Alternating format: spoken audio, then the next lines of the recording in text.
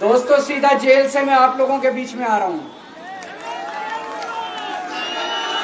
आपके बीच में आके बहुत अच्छा लग रहा है। 50 दिन के बाद अभी अभी मैं, मेरी पत्नी, भगवंत मान साहब, हम लोग कनॉट प्लेस में हनुमान मंदिर में गए थे। हनुमान जी का आशीर्वाद लिया, उनके दर्शन किए। फिर शिव जी के मंदिर गए, शनि जी महाराज के पास गए, उनका सबका आशीर्वाद लिया।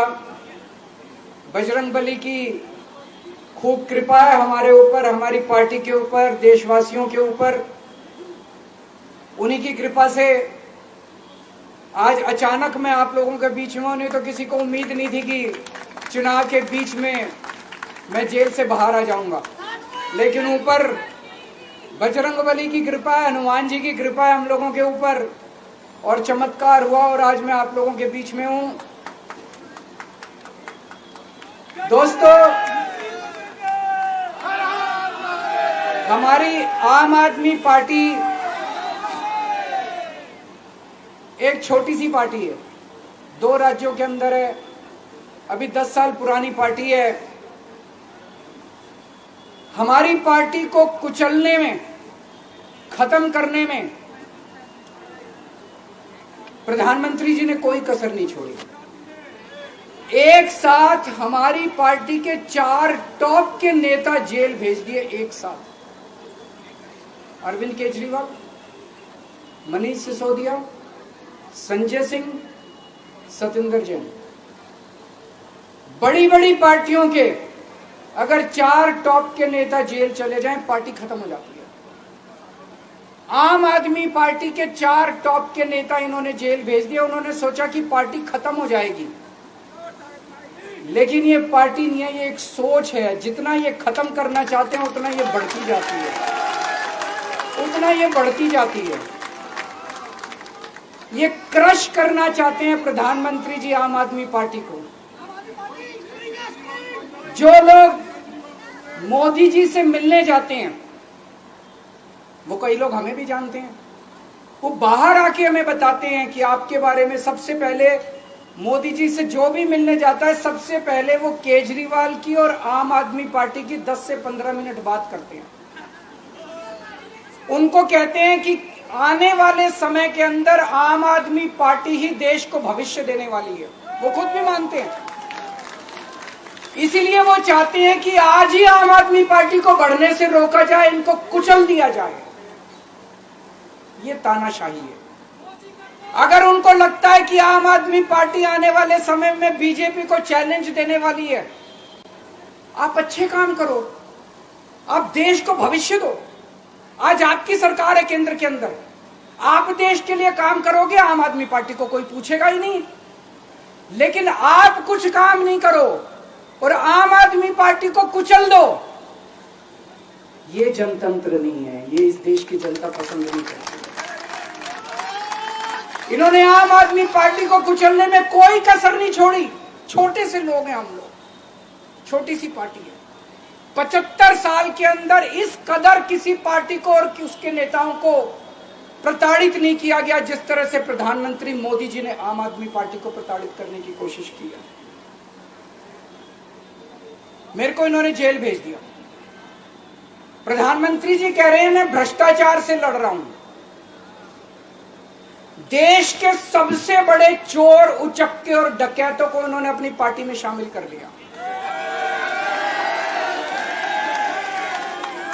जिन लोगों को 10 दिन पहले मोदी जी कहते थे 70,000 करोड़ का इसने घोटाला कर दिया, थोड़े दिन के बाद उसी आदमी को अपनी पार्टी में शामिल करके किसी को डिप्टी सीएम बना देते हैं, किसी को मंत्री बना देते हैं और उनके सारे ईडी और सीबीआई के मामले खत्म कर देते हैं और कहते हैं मैं भ्रष्टाचार से लड़ रहा हूं। मैं मोदी जी को कहना चाहता हूं, भ्रष्टाचार से अगर लड़ाई लड़नी है तो केजरीवाल से सीखो। प्रधानमंत्री जी, भ्रष्टाचार के खिलाफ लड़ाई केजरीवाल ने लड़ी है। 2015 में जब दिल्ली में हमारी सरकार बनी थी, हमारे एक मंत्री का एक ऑडियो मेरे पास किसी ने व्हाट्सएप कर दिया। उस ऑडियो में मेरा मंत्री किसी दुकान वाले से 5 लाख रुपए मांग रहा था। किसी मीडिया वाले को नहीं पता था, विपक्ष को नहीं पता था। आप लोगों को याद होगा, मैंने अपने खुद मंत्री को सीबीआई के हवाले कर दिया, जेल भेज दिया था अपने मंत्री को। ये होती है भ्रष्टाचार के खिलाफ लड़ाई। पंजाब के अंदर मेरा एक मंत्री भ्रष्टाचार में, मेरे को पता चला कि वो पैसे मांग रहा है। वहां पे मान साहब ने उसको, किसी को भी, विपक्ष को नहीं पता था, मीडिया को नहीं पता था, हमने अपने मंत्री को उठा के जेल में भेज दिया। तुम देश के सारे चोर उचक्के डकैतों को अपनी पार्टी में शामिल कर लो और केजरीवाल को जेल भेज दो और कहो मैं भ्रष्टाचार के खिलाफ लड़ रहा हूं। तो आप भ्रष्टाचार के खिलाफ नहीं लड़ रहे प्रधानमंत्री जी, आप देशवासियों को बेवकूफ मत समझो। देश बच्चे बच्चे की जुबान के ऊपर हो रहा है कि सारे चोर चक्कों को अपनी पार्टी में शामिल करके और ईडी और सीबीआई के सारे केस उनके रफा दफा कर दो। केजरीवाल को क्यों गिरफ्तार किया?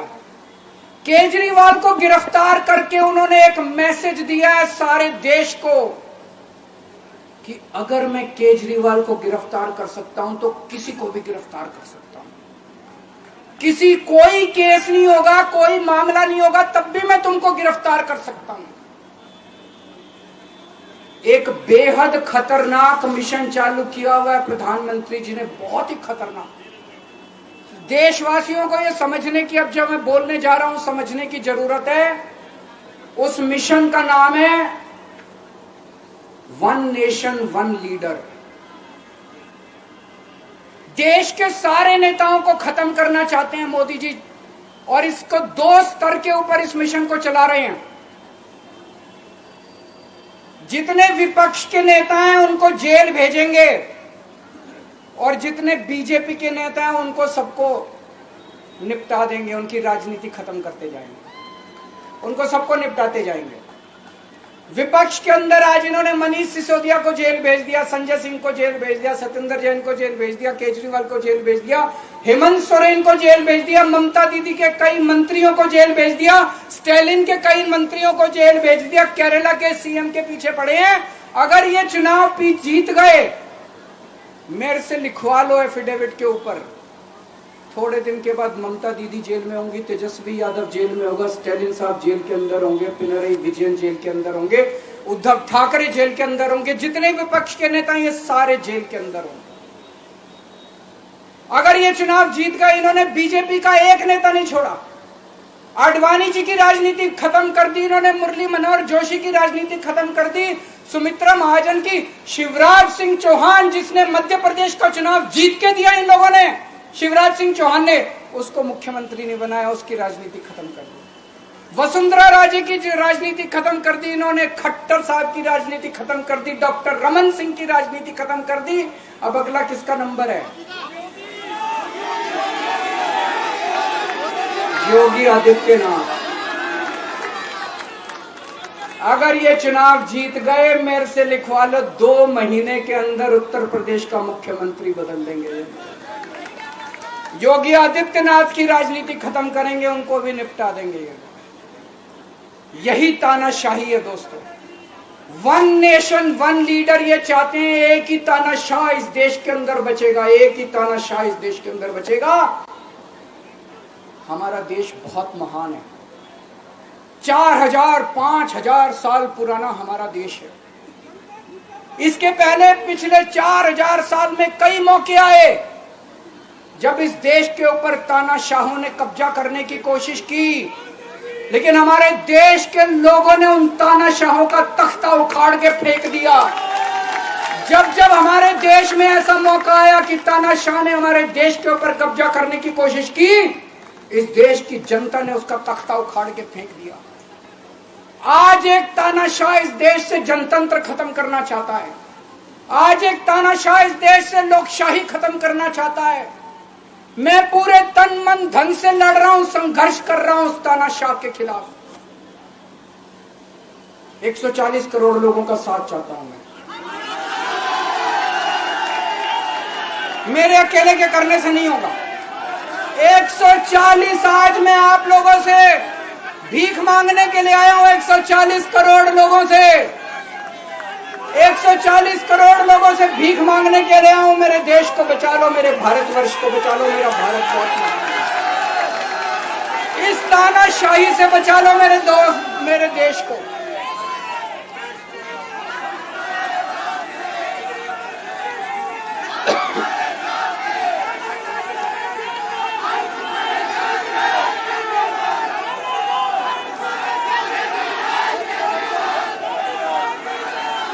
मैं सुप्रीम कोर्ट का बहुत बहुत शुक्रिया अदा करना चाहता हूं। उन्होंने 21 दिन दिए हैं, एक एक दिन में 24 घंटे हैं। मैं एक दिन में 24 में से 36 घंटे काम करूंगा, पूरे देश भर में घूमूंगा इस तानाशाही को रोकने के लिए। दोस्तों, जितनी मेरे अंदर ताकत है, मेरा सब कुछ कुर्बान है देश के लिए। मेरा तन मन धन सब कुछ कुर्बान है मेरे देश के लिए। मेरे खून का एक एक कतरा मेरे देश के लिए, मेरे शरीर का एक एक कतरा, मेरी जिंदगी का एक एक पल मेरे देश के लिए। मेरे देश को बचाने के लिए मैं पूरे देश में जाऊंगा। दोस्तों, अब एक बहुत महत्वपूर्ण बात करने जा रहा हूं, उसको ध्यान से सुनना। ये लोग इंडिया गठबंधन से पूछते हैं आपका प्रधानमंत्री कौन होगा। मैं बीजेपी से पूछता हूं आपका प्रधानमंत्री कौन होगा।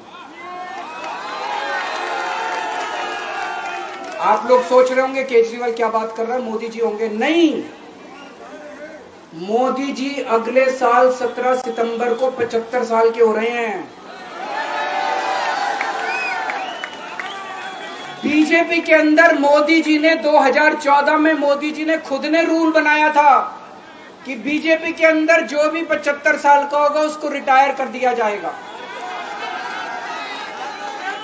सबसे पहले आडवाणी जी को रिटायर किया गया, उसके बाद मुरली मनोहर जोशी जी को रिटायर किया गया, फिर सुमित्रा महाजन को रिटायर किया गया, फिर यशवंत सिन्हा को रिटायर किया गया।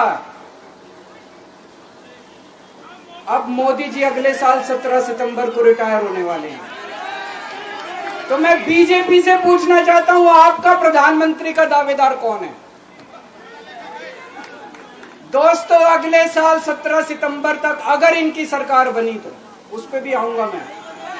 अगर इनकी सरकार बनी तो पहले अगले 2 महीने में योगी जी को निपटाएंगे ये, और उसके बाद मोदी जी के सबसे खास अमित शाह को ये प्रधानमंत्री बनाएंगे। तो मैं लोगों को, देश के लोगों को आगाह करना चाहता हूं, मोदी जी अपने लिए वोट नहीं मांग रहे। मोदी जी अमित शाह को प्रधानमंत्री बनाने के लिए वोट मांग रहे हैं। मैं पूछना चाहता हूं मोदी जी से और अमित शाह जी से, ये मोदी की गारंटी पूरी कौन करेगा? क्या अमित शाह मोदी की गारंटी पूरी करेंगे? जब आप अगर जो वैसे तो मेरे को लगता है मैं भी आऊंगा उसके ऊपर, मुझे नहीं लगता इनकी सरकार बन रही है, लेकिन जो बीजेपी को वोट देने जाएं वो ये सोच के जाना कि आप मोदी जी के नाम पे वोट नहीं दे रहे, आप अमित शाह के नाम पे वोट दे रहे।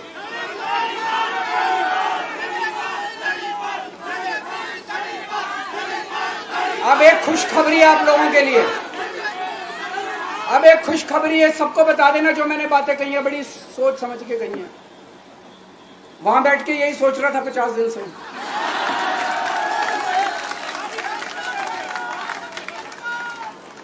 दोस्तों, पूरे देश के मेरे को बाहर निकले हुए 20 घंटे हो गए। इन 20 घंटों के अंदर भी मैंने रात भर में जनता से बात कर रहा था, लोगों से फोन कर रहा था।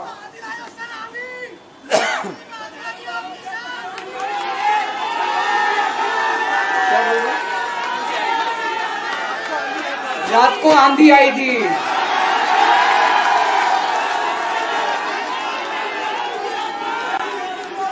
पिछले 20 घंटे में मैंने जो बातचीत करी है, कई बड़े बड़े एक्सपर्ट से बात की, चुनाव विश्लेषकों से बात की, सेफोलॉजिस्ट से बात की, जनता से बात की, फोन पे लोगों से। मेरा अपना आकलन है कि 4 जून के बाद इनकी सरकार नहीं बन रही, मोदी सरकार नहीं बन रही।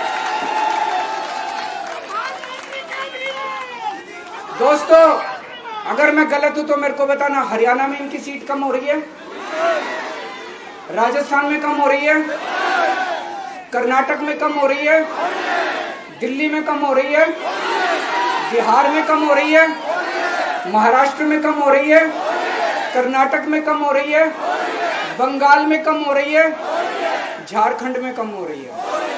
बढ़ कहां रही है? यूपी में कम हो रही है, बढ़ कहां रही है? बड़े एक भी जगह इनकी सीटें नहीं बढ़ रही हैं।